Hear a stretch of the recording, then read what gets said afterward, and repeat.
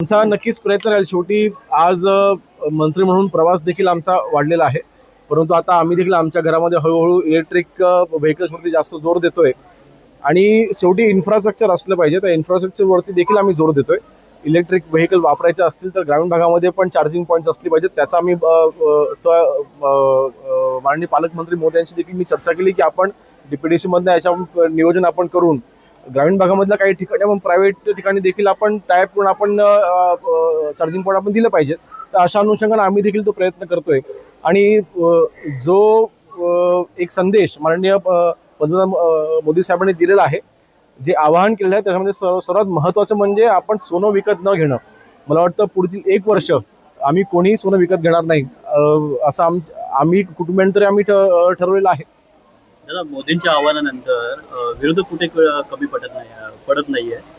शरद पवारांनी सुद्धा याच्यावरती टीका केलेली आहे, काय सांगाल? नाही, मला वाटतं मी पुन्हा तेच म्हणेन की जे आज विरोधामध्ये आहेत ते जेव्हा सरकारमध्ये होते 2013ला, तेव्हा त्यांनी देखील आवाहन केलं होतं की 1 वर्ष आपण सोनं विकत नाही घेतलं पाहिजे म्हणून, की भारतीय नागरिकांनी 6 महिने ते 1 वर्ष असं चिदंबरम साहेबांनी म्हटलं होतं की आपण सोनं विकत घेता कामा नये, असं आवाहन केलं होतं। मग त्यावेळेस तर कुठलंही युद्ध चालू नव्हतं, त्यावेळेला जे जागतिक मार्केट जे होतं ते अतिशय चांगल्या स्थितीमध्ये होतं। 2008ला जे काही स्लॅक आला होता त्याच्यानंतर उलट 2013-14ला मार्केट हे पिकअप झालं होतं। मग जागतिक परिस्थिती व्यवस्थित असताना देखील युपीए सरकारने जे काही त्यावेळेला बंधन आणली होती ती का आणली होती?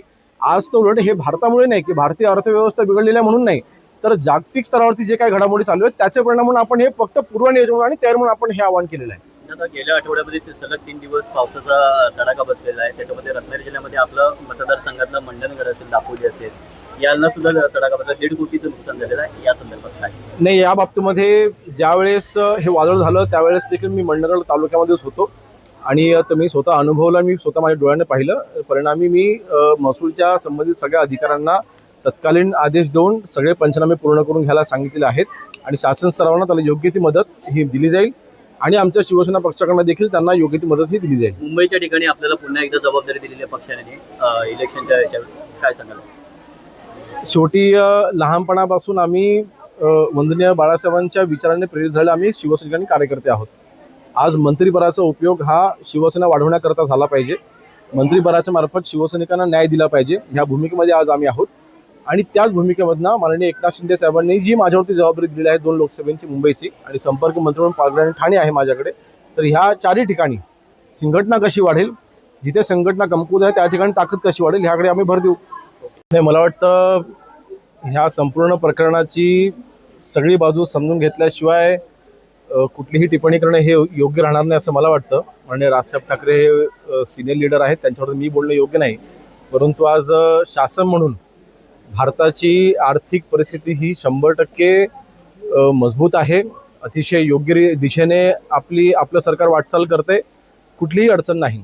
शेवटी जागतिक स्तरावरती जी परिस्थिती उद्भवलेली आहे त्या दृष्टीने आपण आपली पूर्वतयारी केली पाहिजे। आपण जर का पाहिलं अशाच पद्धतीने कुठलंही जागतिक युद्ध चालू नसताना किंवा कुठल्याही देशामध्ये तणाव नसताना देखील युपीए सरकार 2013ला असताना तत्कालीन फायनान्स मिनिस्टर पी चिदंबरम यांनी देखील 1 वर्ष आपण सोनं विकत घेऊ नये असं आवाहन 2013ला केलं होतं। त्यावेळेबद्दल त्यांचं काय म्हणणं आहे असं माझा त्यांना प्रश्न असेल।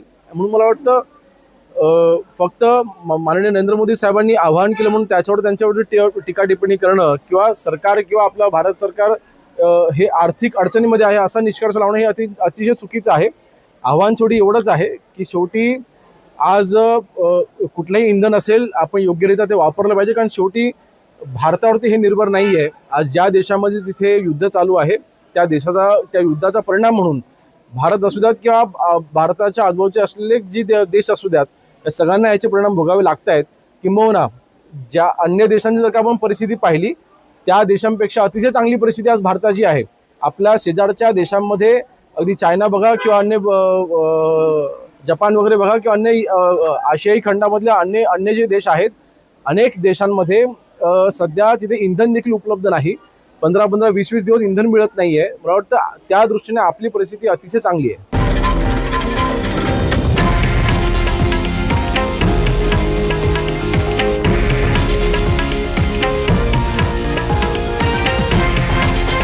हे आहे देशातील नंबर 1 न्यूज नेटवर्क आणि आपण पाहत आहात TV9 मराठी, एकमेव.